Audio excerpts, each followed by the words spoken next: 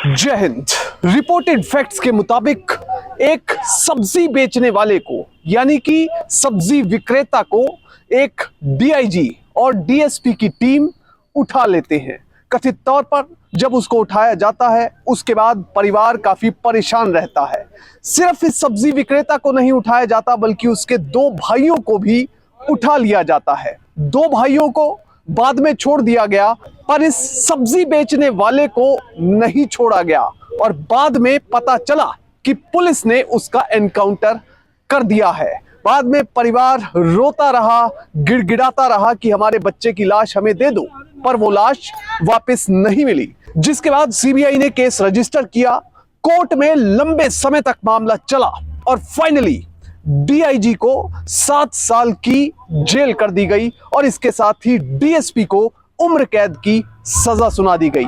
इस केस के बारे में बात करेंगे, पर सबसे पहले आपसे अपील कि आप बड़ी संख्या में हमारे वीडियोस को देख रहे हैं पर चैनल सब्सक्राइब नहीं कर रहे, इसलिए अगर आप इस वीडियो को देख रहे हैं तो फौरन चैनल को सब्सक्राइब कीजिए, बेल नोटिफिकेशन ऑन कीजिए, वीडियो को ज्यादा से ज्यादा शेयर कीजिए और इसके साथ ही अपना कॉमेंट देना ना भूलें। मैं जानता हूं कि ये वीडियो आप आखिर तक देखेंगे क्योंकि ये केस है ही इतना दिलचस्प। अब क्या है पूरा मामला, उसे समझने के लिए आपको चलना पड़ेगा पंजाब के तरनतारन जंडियाला रोड पर। वहां पर एक सब्जी बेचने वाला जिसका नाम है गुलशन कुमार, वो अपने परिवार के साथ एक खुशहाल जीवन व्यतीत कर रहा था।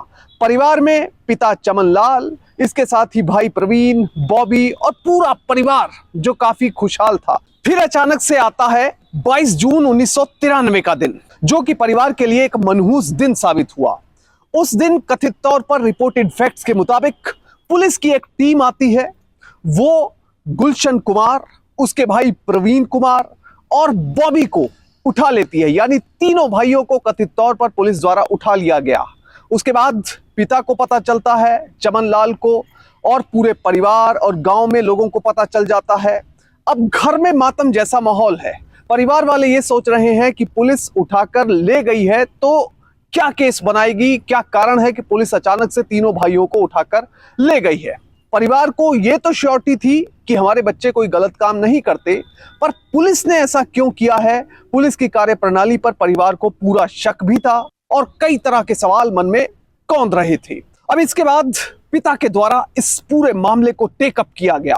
पता करते करते पिता पुलिस थाने में पहुंचा, एक पुलिस थाने से दूसरे पुलिस थाने, दूसरे से तीसरे, तो फाइनली उनको पता चला कि उनके बेटे किस पुलिस थाने में रखे गए हैं। प्रवीण, बॉबी और गुलशन तीनों भाइयों और अपने इन तीनों बेटों को छुड़वाने के लिए पिता ने कोई कसर नहीं छोड़ी। इसके कुछ समय के बाद कथित तौर पर प्रवीण और बॉबी को पुलिस ने छोड़ दिया। परिवार के अंदर खुशी थी। कम से कम काफी दिन चिंता में बिताने के बाद अब खुशी का मौका आया था। अब परिवार को यह यकीन था कि अगर प्रवीण और बॉबी को पुलिस ने छोड़ दिया है तो गुलशन को भी छोड़ दिया जाएगा, क्योंकि वो तो एक सामान्य सा सब्जी विक्रेता है, सब्जियां बेचता है, तो उससे पुलिस का क्या लेना देना। हो सकता है कि पुलिस को कोई गलत शक हुआ हो और उस शक के आधार पर पुलिस ने गुलशन को भी उठा लिया हो। अब परिवार वाले इंतजार करने लगे उस दिन का जब गुलशन घर पर आएगा और पुलिस ये कह देगी कि उसे गुलशन पर किसी भी तरह का कोई शक नहीं है। पर तकरीबन 1 महीना बीत जाता है। 22 जून की यह घटना है, उसके बाद 22 जुलाई का दिन आ जाता है, पर अभी तक गुलशन का कोई पता नहीं है।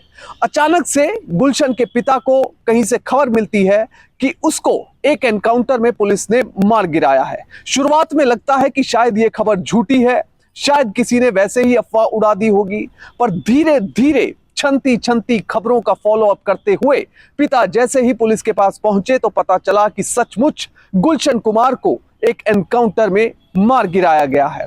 अब परिवार के अंदर शौक का माहौल था।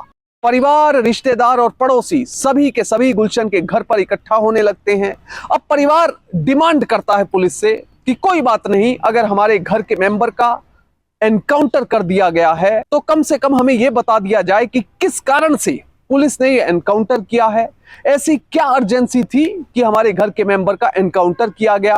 और तीसरी एक रिक्वेस्ट की जाती है पुलिस को कि अगर एनकाउंटर कर ही दिया गया है तो हमारे घर के सदस्य गुलशन कुमार का शव हमें वापस दे दिया जाए, ताकि सभी रीति रिवाजों को पूरा करते हुए उसका अंतिम संस्कार कर दिया जाए। पर पिता का आरोप है, पूरे परिवार का आरोप है कि गुलशन कुमार की डेड बॉडी वापस नहीं की गई और पुलिस ने चुपचाप उसका अंतिम संस्कार कर दिया। अब गुलशन तो इस दुनिया से चला गया था, पर अब सच्चाई सामने लाने की एक कोशिश परिवार के द्वारा, उसके पिता के द्वारा की जा रही थी। पिता का आरोप यह था कि उसके बेटे गुलशन को डीआईजी दिलबाग सिंह, जो कि उस समय डिप्टी एसपी थे, इसके साथ ही डीएसपी गुरबचन सिंह, जो उस समय एसएचओ थे, ASI Arjun Singh, sub inspector Balbir Singh और एएसआई देवेंद्र सिंह ने अपनी हिरासत में लिया। वो अपने साथ गुलशन और उसके दो भाइयों को ले गए। उसके बाद दो भाइयों को तो छोड़ दिया गया, पर गुलशन को नहीं छोड़ा गया और 1 महीने बाद फर्जी एनकाउंटर करते हुए गुलशन को मौत के घाट उतार दिया गया। पुलिस रिकॉर्ड्स में दिखाया गया कि वो एक मोस्ट वांटेड क्रिमिनल था, इसलिए उसे मार गिराया गया। पर पिता का और परिवार का यह आरोप था कि यह सब कुछ पुलिस ने अपने एक नेक्सस के चलते हुए किया। यह नेक्सस बेसिकली ऐसे काम करता था कि निर्दोष लोगों को मारकर उन्हें बड़ा क्रिमिनल या आतंकवादी दिखाकर शो कर दिया जाता था पुलिस रिकॉर्ड में, और उसके बाद प्रमोशन हासिल कर ली जाती थी। अब इसके बाद परिवार ने कई जगह गुहार लगाई, पर उनका आरोप यह है कि उनकी एक भी नहीं सुनी गई। फिर काफी ज्यादा हो हल्ला मचने के बाद सेंट्रल ब्यूरो ऑफ इन्वेस्टिगेशन यानी सीबीआई ने इस केस को परस्यू किया। शुरुआत में इस केस को लेकर प्रिलिमिनरी इंक्वायरी की गई, यानी कि प्रारंभिक जांच की गई। प्रारंभिक जांच में ये तथ्य निकलकर सामने आया कि इस मामले में कुछ ना कुछ तो ऐसा है जो कि प्राइमा फेसाई बिल्कुल सही नहीं लग रहा है। लगता है कि इस एनकाउंटर में कोई ना कोई घपला या कोई ना कोई ऐसा सच छिपा हुआ है जो सामने आने के बाद कहानी बिल्कुल अलग ही होगी। इसके बाद सीबीआई ने एक परमानेंट केस रजिस्टर किया और मामले की इन्वेस्टिगेशन को आगे बढ़ाया। सीबीआई ने आईपीसी की धारा 302, 364, 201, 218 और इसके साथ ही आईपीसी की धारा 120B और 34 के तहत मामला दर्ज कर लिया। जैसे जैसे सीबीआई की इन्वेस्टिगेशन आगे बढ़ रही थी, सच की परत दर परत खुलती हुई नजर आ रही थी। कुल मिलाकर 32 लोगों की इस मामले में गवाही हुई, पर इस दौरान 3 और ऐसी डेवलपमेंट हुई जो कि केस के लिए ज्यादा अच्छी नहीं थी। एक तो इस मामले के शिकायतकर्ता चमन लाल की इस केस के दौरान, ट्रायल के दौरान मौत हो गई। दूसरा, जो डीएसपी दिलबाग सिंह थे, उनकी प्रमोशन लगातार हो रही थी। वो पहले सुपरिटेंडेंट ऑफ पुलिस बने, फिर एसएसपी बने और फिर डीआईजी बन गए। तीसरा, जो इंस्पेक्टर था गुरबचन सिंह, उसकी भी प्रमोशन हुई। इस दौरान वो डिप्टी एसपी बन गया।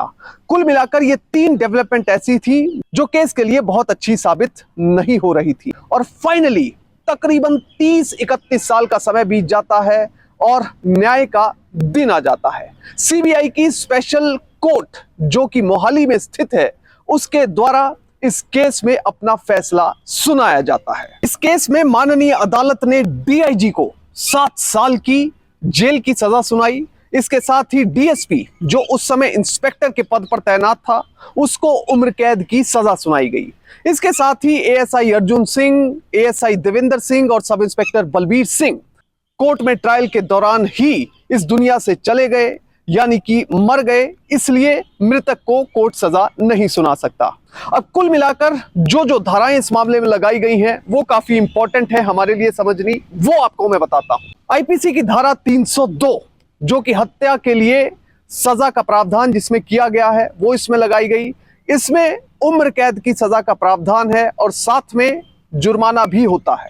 वहीं दूसरी धारा आईपीसी की धारा 364, जो हत्या करने के लिए अगर कोई व्यक्ति अपहरण करता है और वो दोषी पाया जाता है मामले में, तो उसे उम्र कैद की सजा हो सकती है या 10 साल तक की सजा हो सकती है और साथ में जुर्माना हो सकता है। आईपीसी की धारा 201 के तहत अपराध के साक्ष्य को अगर कोई गायब करता है या अपराधी को छिपाने के लिए झूठी सूचना देता है, तो उसे 7 साल तक की सजा और साथ में जुर्माना होता है।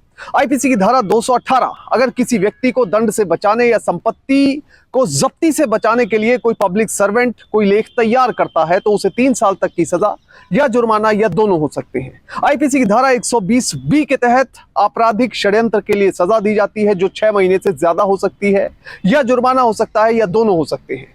आईपीसी की धारा 34 के तहत सामान्य आशय को अग्रसर करने के लिए कई व्यक्तियों द्वारा अगर कोई कार्य किया जाता है, तो उसमें हर व्यक्ति को बराबर का भागीदार माना जाएगा और यह माना जाएगा उस व्यक्ति ने वो क्राइम कमिट किया है और उस पर वही धाराएं लगेंगी जो एक इंडिविजुअल पर उस क्राइम को कमिट करने पर लगती है। बहरहाल इस पूरे केस से हमें सीख क्या मिलती है? हमें सीख ये मिलती है कि पब्लिक सर्वेंट कितनी भी ताकतवर पोजीशन में हो सकता है पर अपनी ताकत का कभी भी गलत इस्तेमाल नहीं करना चाहिए।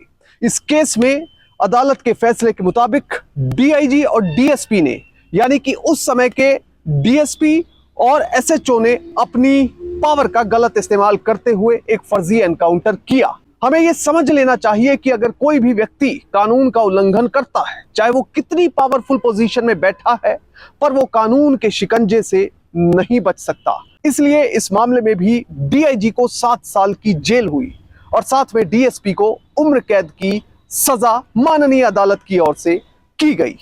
जय हिंद।